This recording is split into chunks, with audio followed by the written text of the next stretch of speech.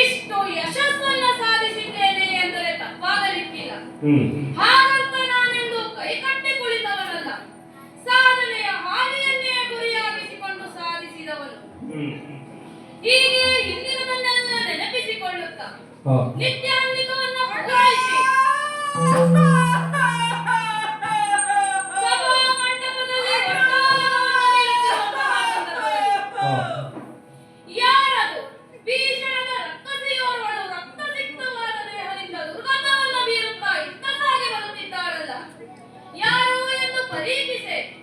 ನನ್ನ ತಂಗಿ ಶೂರ್ಪನಖಿ ಅಲ್ಲವೇ? ಸಭೆಯನ್ನ ಇಲ್ಲಿಗೆ ಸಂಪನ್ನಗೊಳಿಸುತ್ತಿದ್ದೇನೆ. ನೇರವಾಗಿ ಅವಳಲ್ಲಿಗೆ ಹೋಗಿ ವಿಚಾರಿಸುತ್ತೇನಂತೆ.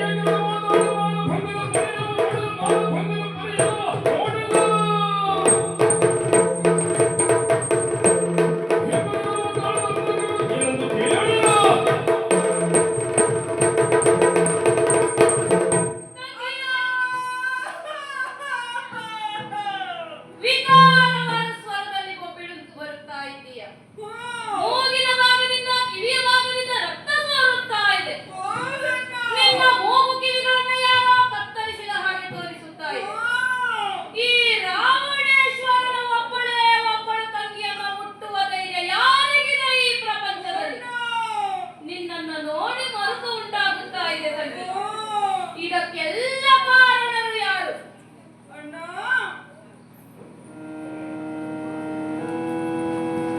ಕೇಳನ್ನು ನಿನ್ನೊಳುಮಾನ ಭಂಗದ ಪರಿಯ ಕೇಳನ್ನು ನಿನ್ನೊಳುಮಾನ ಭಂಗದ ಪರಿಯ ಮಾನ ಭಂಗದ ಪರಿಯ ಬೇಡಲೆ ನಿನ್ನ ಧರೆಯೊಳಗೆ ಬೇಡಲೆ ನಿನ್ನ ಧರೆಯೊಳಗೆ ಹಾಡಿರುವೆನೆಂದು ಗಡು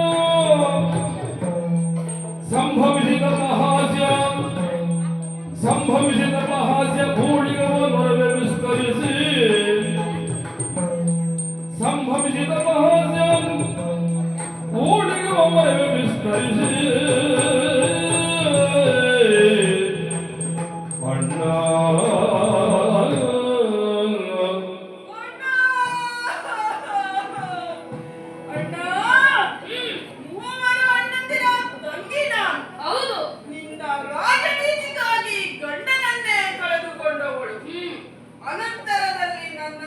ಜನಸ್ಥಾನಕ್ಕೆ ಕಳುಹಿದೆ.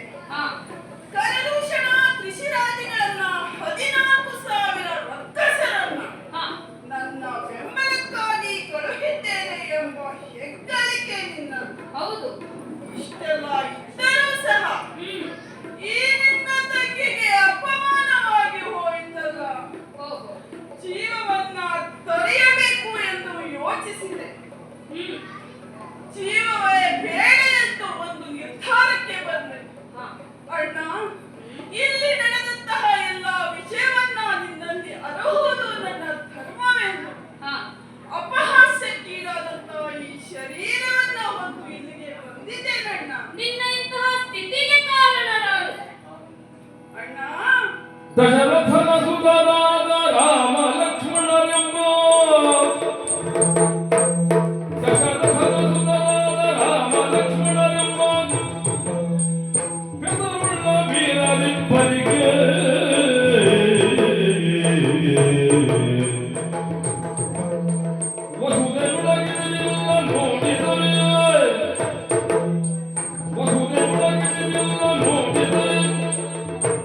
ಬಾಲಕರು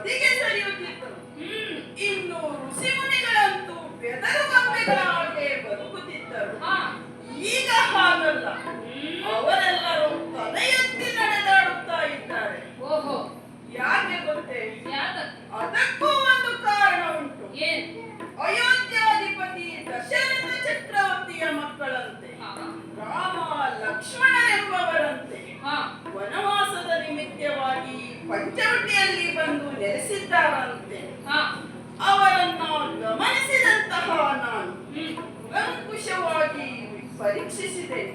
ಹ್ಮ್. ಅಸಾಮಾನ್ಯ ಸಾಹಸಿಗರವರು. ಈ ಧರೆಯಲ್ಲಿ ಅವರನ್ನ ಮೀರಿಸುವ ವ್ಯಕ್ತಿಗಳೇ ಇಲ್ಲ ಎಂಬ ನಿರ್ಣಯಕ್ಕೂ ಬಂದಿದೆ ನನ್ನ. ಹಾ. ಅಷ್ಟೇ ಅಲ್ಲ, ರಾಮನೆಂಬಾತನಿಗೆ ರಾಜಸುಗಳು ವಸತಿ. ರಾಮನೆಂಬಾತನಿಗೆ ರಾಜಸುಗಳು ವಸತಿ. ಕಾಮನರಗಿಣಿಯಂತೆ ತರುಣಿಯೇ.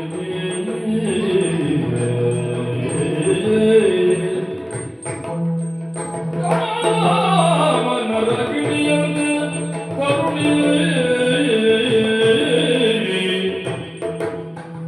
ಕಾಮಿನಿಯ ಕಣ್ಣು ಮರುಳಾಗದವಯಾರುಂಟು. ಆ ಕಾಮಿನಿಯ ಕಣ್ಣು ಮರುಳಾಗದವಯಾರುಂಟು ಯಾರುಂಟು. ಭೂಮಿಯಳು ನೋಡಿಲ್ಲವಳಿಗೆ. ಈ ಭೂಮಿಯಳು ನೋಡಿಲ್ಲ ಇವಳಿಗೆ.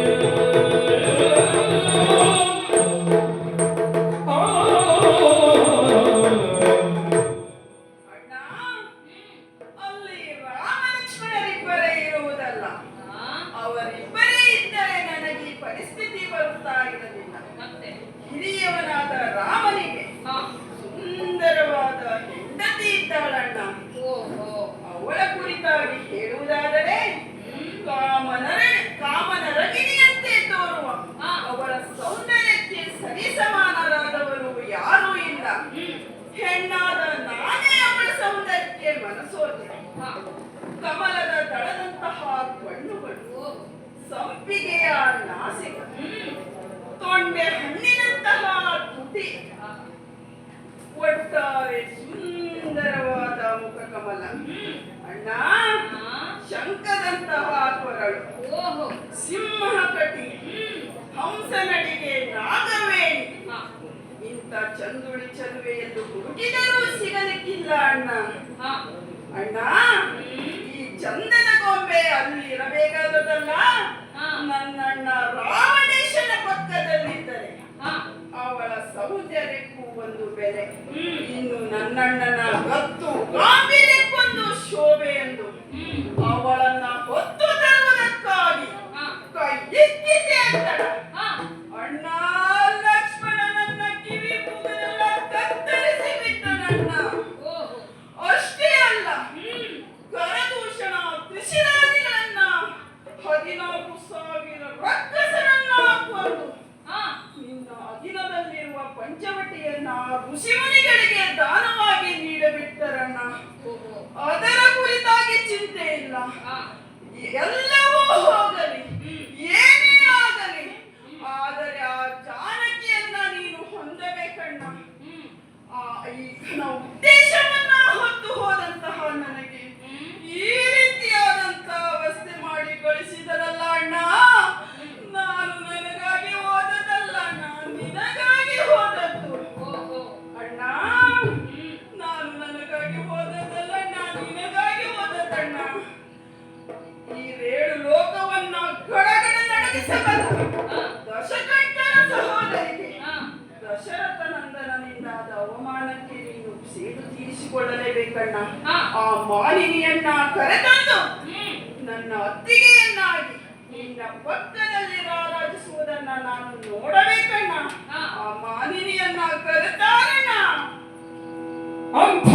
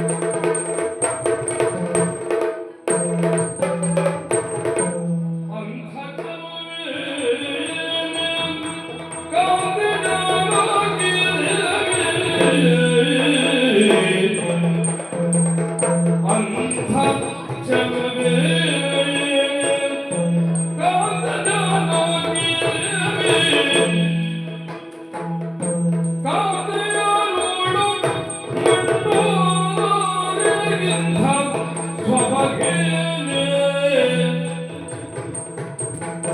ಕಾಂತೆಯರೋಳು ಮಂಡೋದರಿಗಿಂತ ಸೊಬಗೇನೆ ಸೊಬಗೇನೆ ಸೊಬಗೇನೆ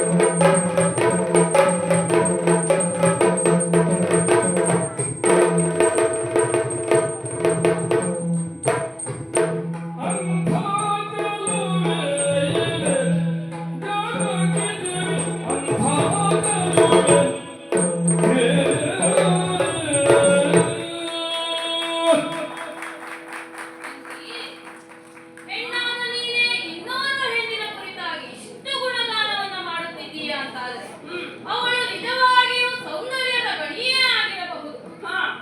ಆದರೂ ನಿನ್ನಂತಿಗೆ ಮಂಡೋದರಿಗಿಂತ ಸುಂದರಿಯೇನೆ.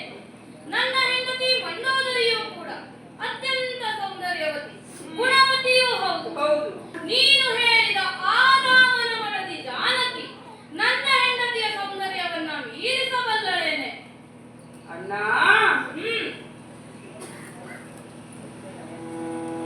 ತರಬೇಗ ತರುಣಿಯಳ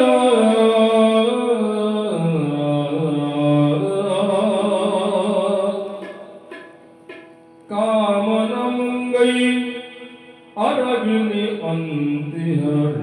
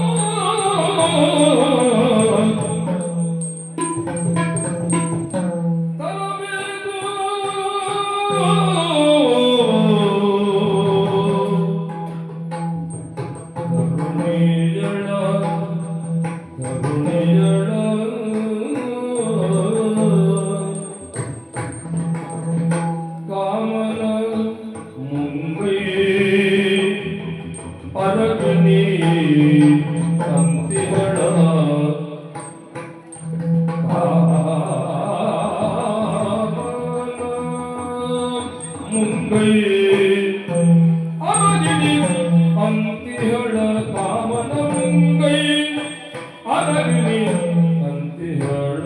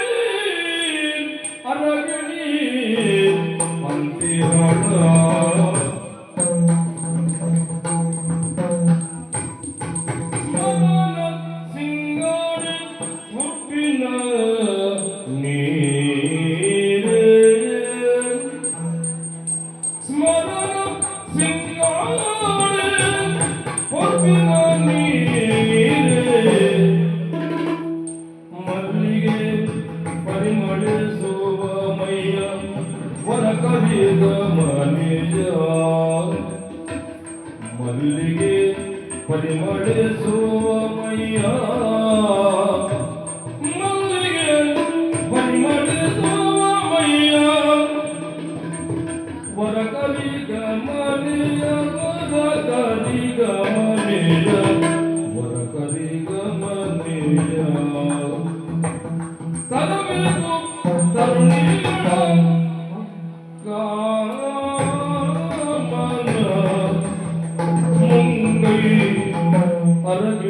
ಅರಗಿಣಿಯಂತಿಹಳ ಕಾಮನ ಮುಂಗೈ ಅರಗಿಣಿ ಅಂತಿಹಳ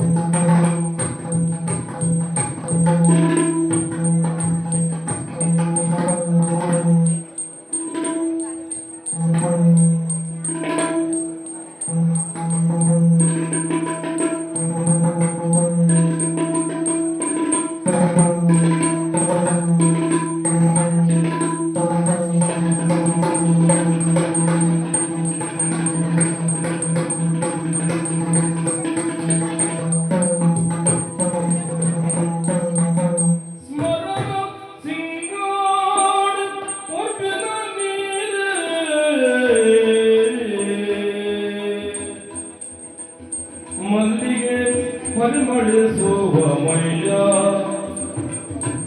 ಮಲ್ಲಿಗೆ ಪರಿಮಳಿಸುವ ಮೈಯ ವರಕರಿ ಗಮನೆಯ ಪರಿಗಮನೆಯ ವರಕರಿ ಗಮನೆಯ ತರಬೇಕು ಕರುಣಿಯಳ ಕಾಮನ ಮುಂಗೈ ಅರಗಿಣಿಯನ್ನು ತಿಹಳ ಕಾಮನಮುಗೈ ಅರಗಿಣಿ ಅಂತಿಹಳ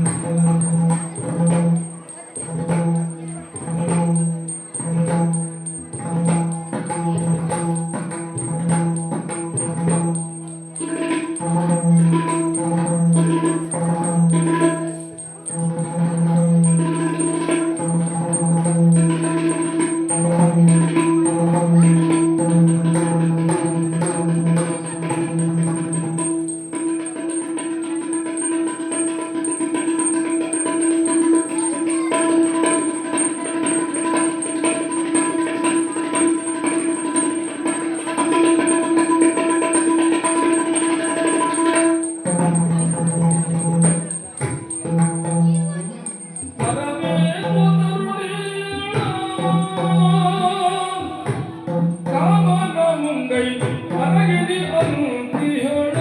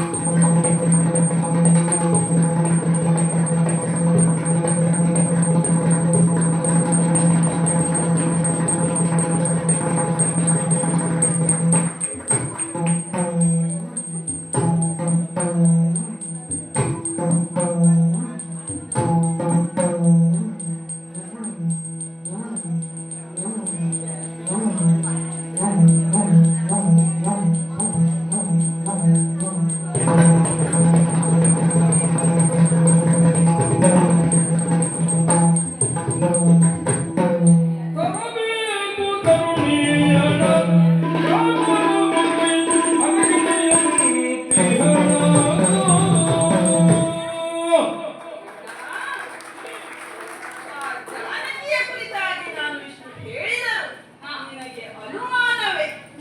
ನನ್ನ ಮಡದಿ ಮಂಡೋದರಿಗಿಂತಲೂ ಚಲುವೆಯೇ ಎಂದು ಪ್ರಶ್ನಿಸುತ್ತಾ ಇದ್ದೀಯ ಹೌದು. ಅಣ್ಣ. ಅವಳ ಕುರಿತಾಗಿ ಹೇಳುವುದಾದರೆ ವಿಶಾಲವಾದ ಹಣೆ, ಹಣೆಯ ಮೇಲೆ ತೂಗಾಡುವ ಉಂಗುರುಳು, ಕಾಮನ ಬಿಲ್ಲಿನಂತಹ ಮೀನನಯನಿ. ಅಣ್ಣ, ಆ ಕೆನ್ನೆಂದರೆ ಮಾವಿನ ಹೋಳಣ್ಣ. ಮಲ್ಲಿಗೆಯ ಪರಿಮಳವನ್ನ ಸೂಸುವ ಮಣಿಮುಕ್ತಾಂತಿಯನ್ನ ಹೊಂದಿದ ಧ್ವಜದ ಮನೆಯಾಟೆ. ಇಂತಹ ಚಲುವೆ ಈ 7 ಲೋಕದಲ್ಲಿ ಹುಡುಕಿದರೂ ಸಿಗಲಿಕ್ಕಿಲ್ಲ. ಇಂಥದೊಂದು ಸ್ತ್ರೀರತ್ನ ನಿನ್ನಲ್ಲಿ ಇಲ್ಲ ಅಂತಾದರೆ ಅದು ನಿನ್ನಲ್ಲಿ ಕೊರತೆಯಾಗಿ ಕಾಣಬಹುದು. ಹಾಗಾಗಿ ಆ ಮಾನಿನಿಯನ್ನ ಕರೆತಂದು ಸಿಂಹಾಸನದ ಮೇಲೆ ಅವಳ ಪಕ್ಕ ಕುಳಿತ ಚಂದವನ್ನ ನೋಡಿದಲ್ಲಿಗೆ ನನ್ನ ಅವಮಾನ, ನೋವು ಎಲ್ಲ ಗೌರವವಾಗಿ ಹೋಗುತ್ತದೆ. ಅದನ್ನೆಲ್ಲ ನಾನು ಮರೆತೇನೆ. ಅಣ್ಣ, ಆ ಮಾನಿನಿಯನ್ನ ಕರೆತಾರಣ್ಣ. ತಂಗಿಯ ಸವಿನುಡಿಯ ಕೇಳು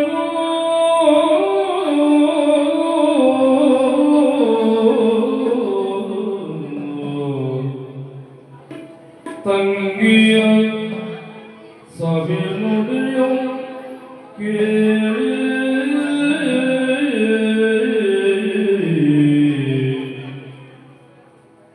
ಅಂಗಜನ ಶರದಾಗಿ ರಾವಣ ಭ್ರಮೆಗೊಂಡು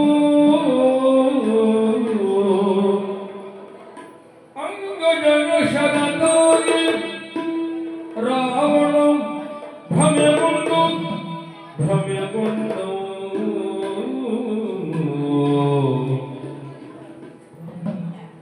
ಅಂಗನೆ ಮಂಡೋದರಿಗೆ ಸಂಗತಿಯ ಅರುಹಿ ಹೋಗಿದ ಕರೆದೆಂದು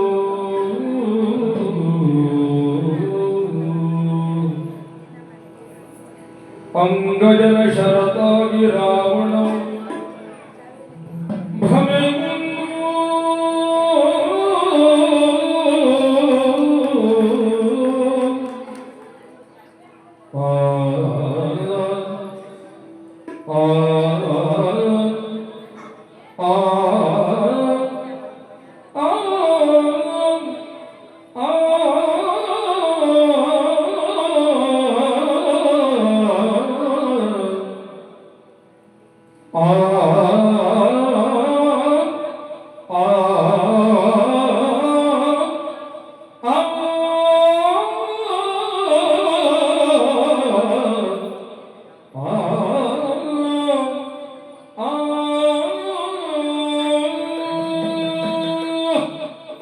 ತಂಗಿ, ನೀನು ಇಷ್ಟೆಲ್ಲ ಹೇಳಿದ ಮೇಲೆ ನಾನು ಅವಳನ್ನ ಕರೆತರದೇ ಇರಲಾರೆ. ನನಗಾಗಿ ಅದೆಷ್ಟು ನೋವು ಅವಮಾನಗಳನ್ನ ನೀನು ಅನುಭವಿಸಿಬಿಟ್ಟೆ. ಹೌದಣ್ಣ. ಚಿಂತಿಸುವ ಅಗತ್ಯವಿಲ್ಲ. ಅಣ್ಣ ನಿನ್ನ ದೇಹಕ್ಕಾದಂತಹ ಗಾಯಗಳಿಗೆ ಉಪಚಾರಗಳನ್ನು ಮಾಡಿಸಿಕೊ. ಅಣ್ಣ ಮನಸ್ಸಿಗಾದ ಗಾಯಕ್ಕೆ ಉಪಚಾರವನ್ನ ನಾನು ಮಾಡುತ್ತೇನೆ. ನಾನು ನನಗಾಗಿ ಓದದಲ್ಲ ಅಣ್ಣ, ನಿನಗಾಗಿ ಓದದ್ದು. ನೀನಿನ್ನು ಚಿಂತಿಸುವ ಅಗತ್ಯವೇ ಇಲ್ಲ. ನಿಶ್ಚಿಂತೆಯಿಂದಿರು. ಹಾಗೆ ಆಗಲಿ ಅಣ್ಣ.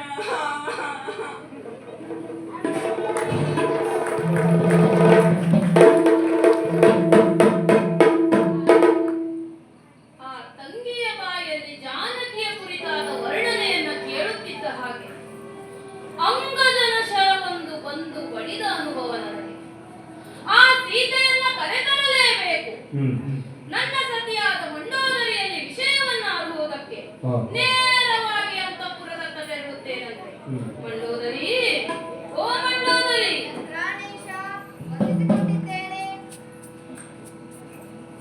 ಶುಭವಾಗಲಿ, ಎದ್ದೇಳು. ನಿನ್ನಲ್ಲಿ ಒಂದು ವಿಶೇಷವಾದ ವಿಷಯವನ್ನು ಹೇಳುವುದಕ್ಕಾಗಿ ನಿನ್ನ ಅಂತಃಪುರದವರೆಗೆ ಬಂದೆ. ಸ್ವಾಮಿ, ನಿಮ್ಮನ್ನು ಕಂಡಾಗಲೇ ನಾನಂದುಕೊಂಡೆ, ಎಂದಿನಂತಲ್ಲ ಇಂದೇನೋ ವಿಶೇಷವಿದೆ. ನಿಮ್ಮ ಮುಖಮಂಡಲವು ಸಾಗರಿಂದ ಅರಳಿ ನಿಂತಿದೆ. ಏನು ವಿಶೇಷ ಸ್ವಾಮಿ?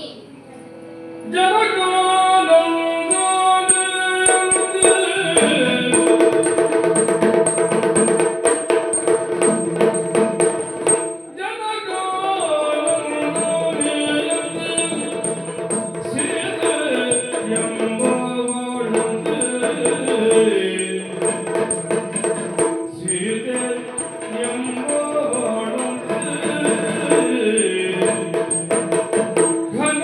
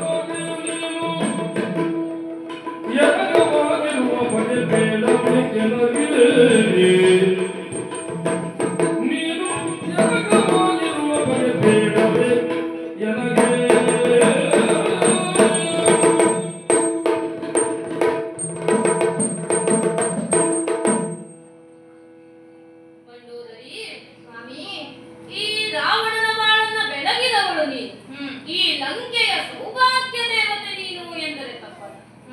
ನಿನ್ನ ತಂದೆ ಮಯ್ಯ 1000 ವರ್ಷಗಳ ಕಾಲ ತಪಸ್ಸನ್ನ ಮಾಡಿ ಪ್ರಸಾದ ರೂಪದಲ್ಲಿ ನಿನ್ನನ್ನು ಪಡೆದನಂತೆ. ಅಂತಹ ವಿಶೇಷವಾದ ಹುಟ್ಟು ನಿನ್ನದು. ನಿನ್ನಲ್ಲಿ ನನ್ನ ಮನದ ಇಂಗಿತವನ್ನ ಬಿತ್ತರಿಸುವುದಕ್ಕಾಗಿ ಬಂದಿದ್ದೇನೆ ಸ್ವಾಮಿ.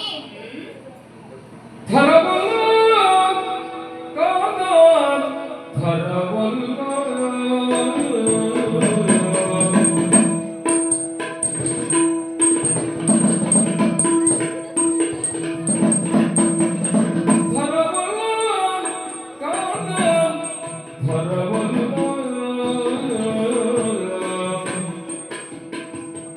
ಹರವಲ್ಲವಿದು ಲೋಕಮಾತೆ ಜಾನಕಿಯ ಹರವಲ್ಲವಿದು ಲೋಕಮಾತೆ ಜಾನಕಿಯ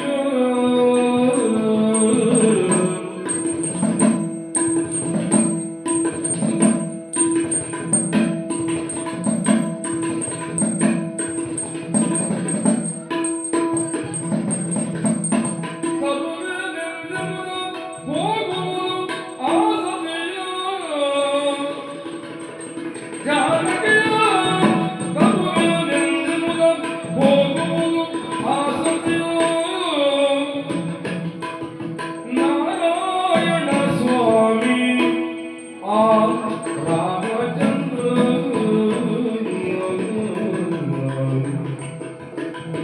ನಾರಾಯಣ ಸ್ವಾಮಿ ಆ ರಾಮಚಂದ್ರ ಚಾರು ಲಕ್ಷ್ಮಣನ ಮಾತನೆ ಉಲಗೇಂದ್ರ ಚಾರು ಲಕ್ಷ್ಮಣ ಎಂಬ ಮಾತನೆ ಉಲಗೇಂದ್ರ ನಾರಿ ಜಾನಕಿ ಎಂಬಳಾಕೆ ಲಕ್ಷ್ಮೀ ದೇವಿ ನಾರಿ ಜಾನಕಿ ಎಂಬಳಾಕೆ ಲಕ್ಷ್ಮೀ ದೇವಿ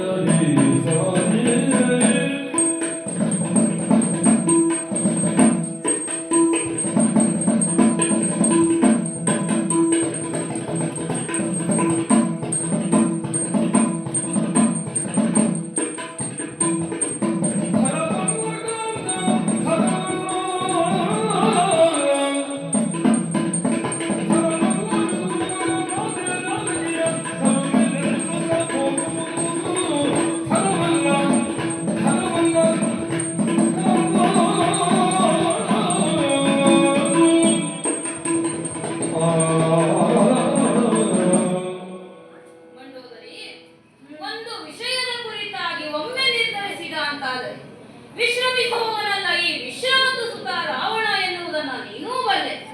ಜನಕನಂದನೆಯಂತೆ ಸೀತೆ ಎಂಬುವಳಂತೆ ಪಂಚವಟಿಯ ಜನಸ್ಥಾನದಲ್ಲಿ ಬಂದು ನೆಲೆಸಿದ್ದಾಳಂತೆ. ನೋಡುವುದಕ್ಕೆ ತ್ರಿಪುರ ಸುಂದರಿಯಂತೆ. ನಾನವಳನ್ನ ಕರೆತಂದೆ ಅಂತಾದರೆ ನೀನವಳ ಜೊತೆ ಎರಕವಾಗಿರಬಲ್ಲೆಯ? ಪತಿದೇವ, ಏನು ನುಡಿಯುತ್ತಾ ಇದ್ದೀರಿ? ಹಾಗೆ ನೋಡಿದರೆ ಇದುವರೆಗೂ ನೀವು ಅದೆಷ್ಟೋ ಹೆಣ್ಣು ಮಕ್ಕಳನ್ನು ಕರೆತಂದಿದ್ದು ಹೌದು. ಅದರ ಬಗ್ಗೆ ಎಂದಿಗೂ ನಾನು ಆಕ್ಷೇಪ ಮಾಡಲೇ ಇಲ್ಲ. ಯಾಕಾಗಿ ನೀವು ಕರೆತಂದಿದ್ದು ಅಬಲೆಯರನ್ನೋ ಋಷಿ ಪತ್ನಿಯರನ್ನೋ ಆಗಿತ್ತು. ಆದರೆ ಇದು ತರವಲ್ಲ ಸ್ವಾಮಿ. ಲೋಕಮಾತೆಯಾದ ಜಾನಕಿಯನ್ನು ತರುವುದು ತರವಲ್ಲ. ಯಾಕೆ ಗೊತ್ತೇ? ಮಹಾಮಹಿಮನಾದ ಶ್ರೀಮನ್ ನಾರಾಯಣನೇ ರಾಮಚಂದ್ರನ ರೂಪದಲ್ಲಿ ಈ ಧರೆಯಲ್ಲಿ ಉದಿಸಿದ್ದಾನೆ. ದುಷ್ಟರನ್ನ ಮರ್ದಿಸಿ ಶಿಷ್ಟರನ್ನ ರಕ್ಷಿಸಿ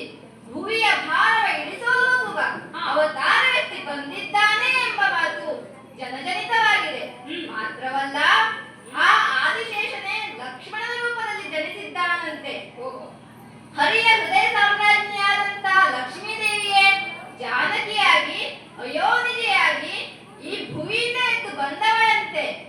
ಮಾತ್ರವಲ್ಲ, ಅಂತಹ ದೈವಾಂಶ ಸಂಭೂತರನ್ನ ಕಂಡು ನಮ್ಮ ಜೀವನವನ್ನು ಪಾವನಗೊಳಿಸಿಕೊಳ್ಳಬೇಕೇ ಹೊರತು ನೀವು ಆಲೋಚಿಸಿದ ಯೋಚನೆ ಎಳ್ಳಷ್ಟು ಸರಿಯಲ್ಲ ಸ್ವಾಮಿ. ಅಷ್ಟಕ್ಕೂ ರಾಮ ಲಕ್ಷ್ಮಣರೇವರು ಎಂತಹ ವೀರರು ಬಲಾನ್ವಿತರು ಎನ್ನುವುದನ್ನು ನಿಮ್ಮ ತಂಗಿ ಶೂರ್ಪನಖಿ ಬಂದು ಹೇಳಿದಾಗಲೇ ನಾನರಿತುಕೊಂಡಿದ್ದೇನೆ. ಅವಳನ್ನ ರಕ್ಷಿಸಲಿಕ್ಕೆ ನೀವು ಜಗತ್ಸ್ಥಾನಕ್ಕೆ ಕಳುಹಿಸಿಕೊಟ್ಟಿದ್ದು ಯಾರನ್ನ? ಅಪ್ರತಿಮ ಬಲಶಾಲಿಗಳಾದಂತ ರಕ್ಕಸರನ್ನಲ್ಲವೇ?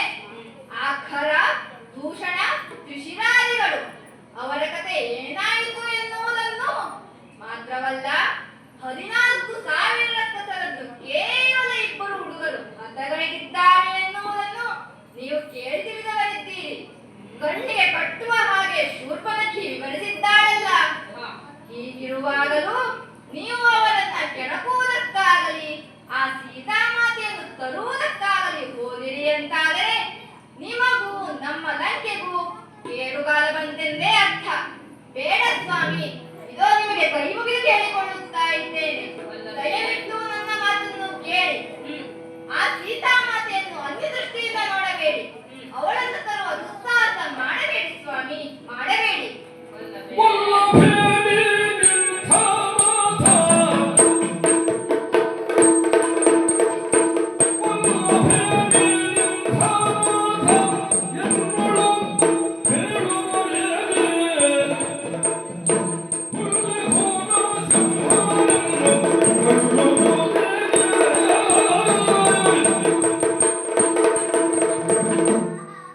ವಲ್ಲಭೆ, ಯಾರ ಮುಂದೆ ಕುಳಿತು ಮಾತನಾಡುತ್ತಿದ್ದೀಯಾ ಎನ್ನುವುದರ ಗಮನ ನಿನಗಿರಲಿ. 14 ಲೋಕದ ಒಡೆಯ ನಾನಿರುವಾಗ, ನಾನೇ ಬ್ರಹ್ಮಾಂಡ ನಾಯಕನಾಗಿರುವಾಗ ನನ್ನನ್ನು ಮೀರಿಸುವ ದೇವರು ಯಾರಿದ್ದಾರೆ ಈ ಪ್ರಪಂಚದಲ್ಲಿ? ನಿನಗೆ ಭ್ರಮೆಯಷ್ಟೇ. ಹುಲ್ಲೆ ಎಂದಾದರೂ ಘೋರ ಸಿಂಹವನ್ನು ಕೊಲ್ಲುವುದಕ್ಕೆ ಸಾಧ್ಯವೇ? ಆ ರಾಮನನ್ನೆದುರಿಗೆ ಹುಲ್ಲೆಗೆ ಸಮ. ಆತನಿಂದ ನನ್ನನ್ನೇನೂ ಮಾಡಲಿಕ್ಕಾಗದು. ನೀನು ಚಿಂತಿಸುವ ಅಗತ್ಯವಿಲ್ಲ ಸ್ವಾಮಿ. ಎಳ್ಳಿನಷ್ಟು ಕಿತ್ತು ಮನೆಗಳೆಲ್ಲ ಸುಡದೆ ನಿಲ್ಲುವುದುಂಟೆ. ಎಳ್ಳಿನಷ್ಟು ಕಿತ್ತು ಮನೆಗಳೆಲ್ಲ ಸುಡದೆ ನಿಲ್ಲುವುದುಂಟೆ. ಒಳ್ಳೆಯಲ್ಲಿ ಬುದ್ಧಿ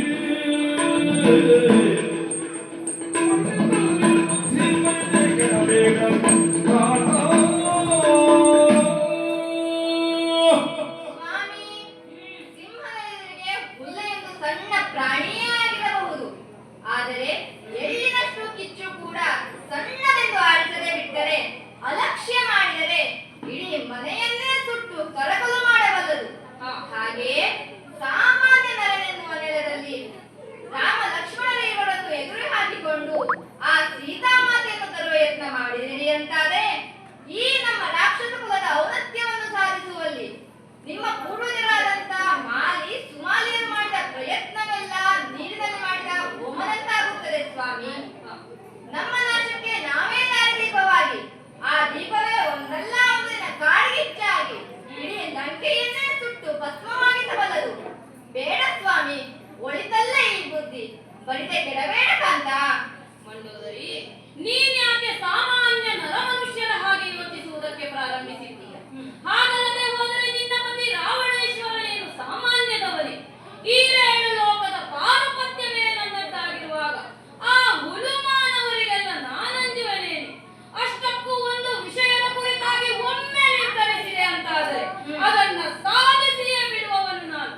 ಅಡಿಯ ಮುಂದಿನ ಸ್ವರ್ಗ, ಅಡಿಯ ಹಿಂದಿನ ನರಕ ಎನ್ನುವಂತಹ ತತ್ವಕ್ಕೆ ಬದ್ಧನಾದವನು ನಾನು.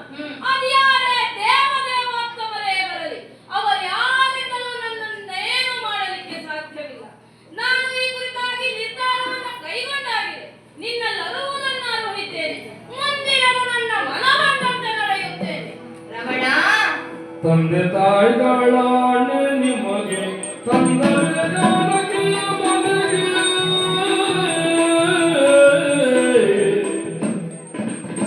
ತಂದೆ ತಾಯಿಗಳಾಣೆ ನಿಮಗೆ ತಂದರೆ ಜಾನಕಿಯ ಮನೆಗೆ.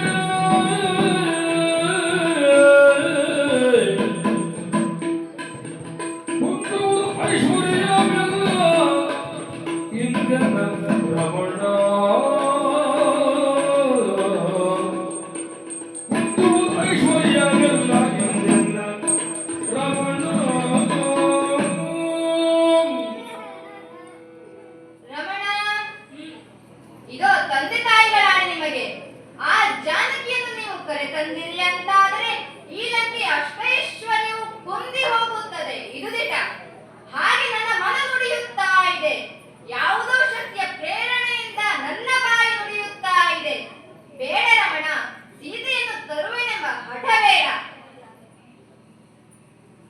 ಹಠಬೇಡ ಎಂದು ಮತ್ತೆ ಮತ್ತೆ ಅದನ್ನೇ ಹೇಳುತ್ತಿದ್ದೀಯ. ಈ ರಾವಣನ ಅಸ್ತಿತ್ವ ಸ್ಥಾಪಿತವಾದದ್ದೇ ಹಠದಿಂದ. ಇಂದು ಇಷ್ಟು ಎತ್ತರಕ್ಕೆ ಬೆಳೆದು ನಿಂತಿದ್ದೇನೆ ಅಂತಾದರೆ ನನ್ನಲ್ಲಿರುವ ಹಠ ಛಲಗಳೇ ಅದಕ್ಕೆ ಕಾರಣ.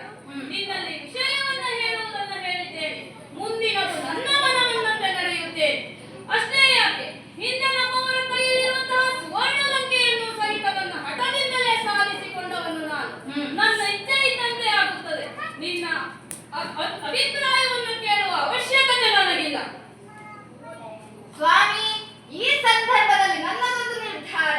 ನೀವು ಅವಳನ್ನ ಕರೆದು ತಂದಿರಿ ಅಂತಾದರೆ ಅವಳೊಡನೆ ಎರಕವಾಗುವುದಕ್ಕೆ ನನಗೆ ಸಾಧ್ಯವಿಲ್ಲ.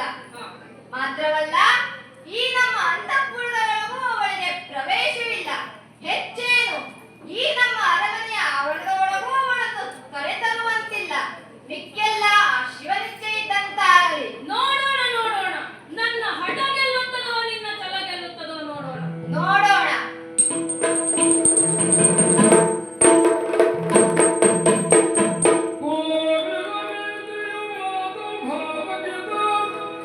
ತಿಳಿದ ಬೇಗ ಗುಣಪಡಿಸಿರೋಣ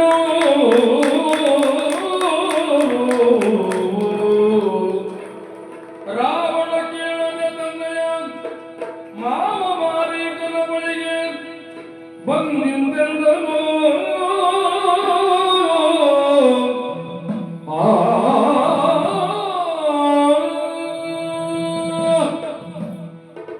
ಮಂಡೋದರಿಯ ಮಾತನ್ನ ಆಲಿಸುತ್ತಿದ್ದ ಹಾಗೆ ಗತಿಸಿ ಹೋದ ದಿನಗಳ ನೆನಪಾದದ್ದು ನನಗೆ.